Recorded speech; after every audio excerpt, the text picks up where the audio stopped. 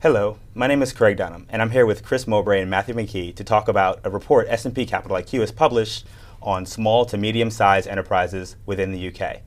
The findings of this report show that M&A activity within the UK is slowing down.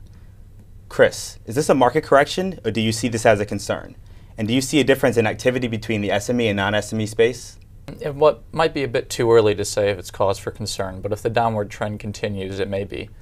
If we look at year-to-date transaction announcements in the SME space for the UK, there have been 146 to date compared with 181 in the same period a year ago. So this year, it seemingly won't outdo last year in terms of transactions. But the overall totals for M&A in the UK still show that it remains strong relative to Germany and France, and the number of transactions from overseas buyers suggests it remains an attractive location for cross-border M&A.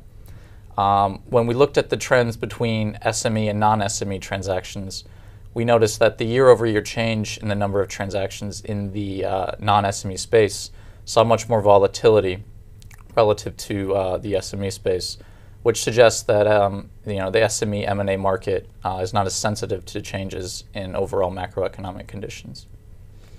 Thank you. Matt, you say that the UK is still an attractive location for foreign buyers.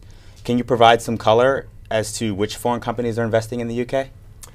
Certainly, the United States is the top foreign country investing in SMEs in all three countries over the last 5 years. The US accounts for 18% of transactions in the UK, 14% in Germany, and 11% in France.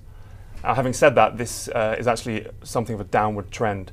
In the UK, the number of transactions involving a US-based acquirer has fallen by about a third from 2011 to 2012.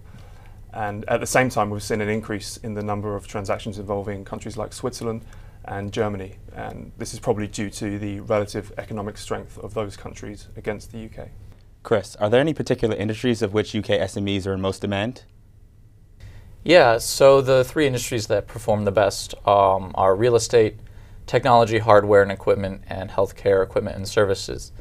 The real estate industry saw a 50% compound annual growth rate from 2008 to 2012, but did experience a significant decline of 14% in 2012. Without doing a more in-depth analysis, we won't be able to tell if this is linked to the strength of the London property market, but that is the most likely explanation. The other two industries were the ones that saw the most meaningful increase in 2012, with technology, hardware, and equipment experiencing a 50% increase in 2012, and healthcare equipment and services saw an increase of 13%. On the flip side, consumer durables and apparel, not surprisingly, had one of the steepest declines in 2012, declining by 59%. Okay.